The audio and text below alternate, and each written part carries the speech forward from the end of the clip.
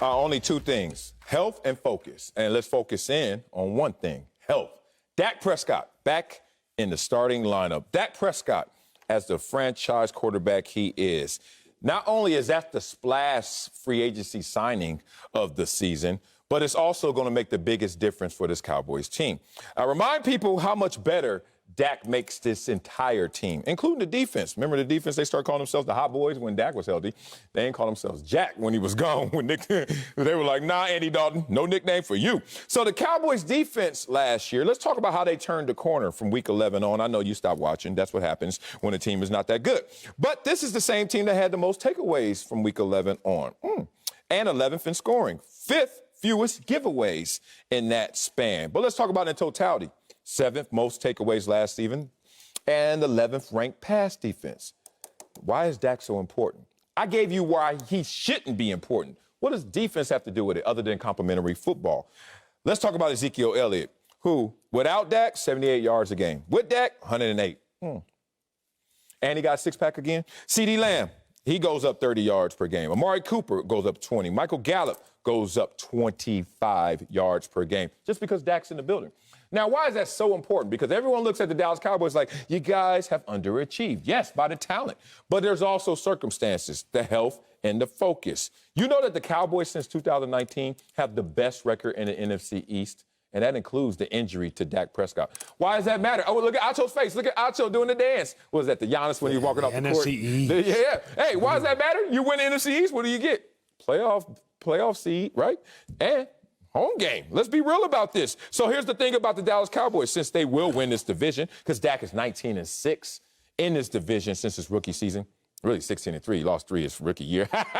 Woo! Dak Prescott in the building, he helps with the health. He makes everyone else better because he's a force multiplier. We'll get to the focus on the second lap because I wore that star. I know what it looks like. You said you wore that what? Star. Okay, you wore that star. What is standing in the way of the Cowboys Super Bowl? It's the star. Oh, here you go. It's the star because the problem with the Cowboys franchise, I believe, is that they give their players too much praise before they ever earn it. It's the same problem that Texas football, my alma mater, faces. It's a matter of pride comes before the fall. Well, these players are prideful, and thus they fall before they ever actually have a reason to be prideful. When you get drafted by the Dallas Cowboys, you're instantly known. Marcellus said it. The Cowboys defense refers to himself as the Hot Boys. How do you have a nickname when you're historically one of the worst defenses the league has ever seen? But y'all got a nickname. And worse, we know your nickname. It's not like you got a nickname just amongst yourselves. You got a nickname that national media members know only because you donned the star. I worked at the Star for 2 years, 16 and 17. When you walk into One Cowboys Way in Frisco, instantly when you walk into that practice facility, you're greeted by $1 million of chandeliers. True story. $1 million. Chandeliers, chandeliers, chandeliers. The other thing you must walk by is the Cowboys Super Bowl trophies and the corresponding rings. The other thing you see as soon as you walk into the practice facility, huge glass window looks onto the field, and you know if Jerry Jones is there for one reason and one reason only. There's a helicopter. There's a helicopter sitting on the practice field, and if it is there, Jerry is there. If the helicopter is not there, Jerry Jones is not there. The reason the Cowboys haven't won a Super Bowl is the star. The star, it means too much for players that have not earned it. The current Cowboys players are living off of the laurels and accomplishments of Michael Irvin, Troy Aikman, Emmitt Smith, Larry Allen, Darren Woodson. Like, they're living off of the legacy of those that came before them. The teams that win titles, college or pro, you got to grind. And all grinds aren't created equal. Me and Sal had this conversation on air. Just because you're a professional athlete doesn't mean you have a professional work ethic. All grinds aren't created equal. And the Cowboys, you instantly, when you get drafted, you're a little bit full. You're a little bit full off ego. You're a little bit full off pride. You're a little bit full off praise. And if you're a little bit full, it's hard to work like you're hungry. And I don't think the Cowboys are acquiring Super Bowls because their players are a little bit full because they are being fed off of victories that they never actually won themselves. Man, all right. You got to my second point. Focus. Keeping your eyes on the prize. A lot of the things you just said there, I experienced as well. I had one of my worst years as a Dallas Cowboy. But I didn't feel the pain of having one of my worst years as a Dallas Cowboy. That star protected me. I used to walk around just sitting there like, I know that the floor is higher in Dallas because that's why the ceiling is so much higher in Dallas. What does that really mean? That means even if you're at your lowest point, it's kind of high. I played in Buffalo. I played in Jacksonville. Played in San Diego. It's weird that my Dallas bad year felt like kind of my normal years other places. I was like, wait a minute. It's supposed to feel a little pinch, a little sting, not necessarily there. It reminds me of when you watch movies and period pieces and you see the king there and he's ailing and he's elder and he's about to croak and everyone hates the prince that's in line for succession, and they talk trash about him all the time. I hope he doesn't become king. He's never going to be a great king. And then as soon as they say, hi, Prince, hi, Prince. That's how the Dallas Cowboys treat you. Like, I get that, but let's not paint that and distort what that really means, because all these teams have luxury. All these team owners are billionaires. All these teams have helicopters. I was just yesterday at SoFi Stadium.